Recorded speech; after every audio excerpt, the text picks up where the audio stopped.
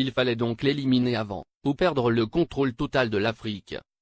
Voici toute la raison qui guida la France, les États-Unis, la Grande-Bretagne et leurs alliés dans leur campagne contre Kadhafi.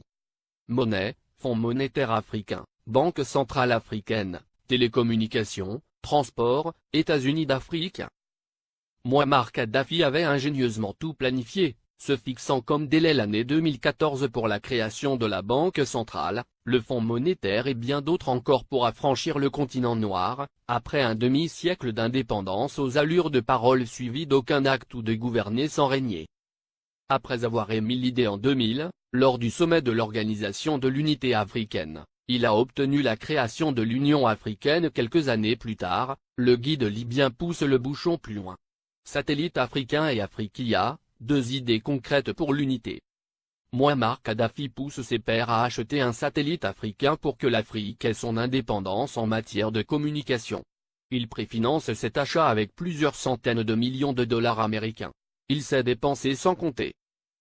Ainsi, pour acheter le satellite africain, il a mis 300 millions de dollars sur la table, témoigne Moustapha Cissé, ancien ambassadeur du Sénégal en Libye, et ex-conseiller spécial de l'ex-président sénégalais Abdou Diouf, en charge du monde arabo-islamique.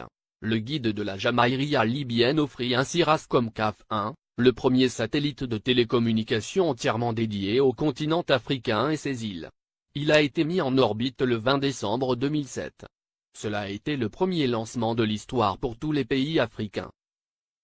Kadhafi lance également la compagnie de transport aérien, Afriquia Airways, qui assure la liaison entre les capitales africaines et régions du continent. La compagnie offrait 4 vols réguliers entre Tripoli et Dakar, Abidjan et Le Caire, et bien d'autres. Beaucoup de gens utilisaient la ligne Afriquia pour aller à Paris. Parce qu'on pouvait faire Dakar, Tripoli, Paris, et retour à 400 000 francs CFA, 615 €, ajoute le diplomate sénégalais.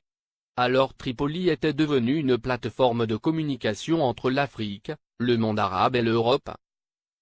La monnaie et la Banque centrale africaine en 2014. Kadhafi avait proposé la mise en place d'une union monétaire africaine, UEMA. Il avait dégagé 30 milliards de dollars pour la création de l'UEMA qui devrait avoir Yaoundé au Cameroun pour siège. Il avait également prévu la création d'une Banque centrale africaine, BCA, qui devrait installer son quartier général à Abuja, la capitale fédérale du Nigeria. Il était question que cette banque africaine commence à émettre une monnaie africaine à partir de 2014. Ce qui ne plaît pas aux Occidentaux, parce que ça nous permettrait de nous passer du franc CFA, et des autres monnaies qui ne font que briser nos économies. Kadhafi avait une politique africaine très dynamique. Du Sénégal au Tchad, en passant par la Guinée, la Côte d'Ivoire, le Ghana, le Libéria, le Bénin, le Togo, le Nigeria, le Niger, le Mali, etc.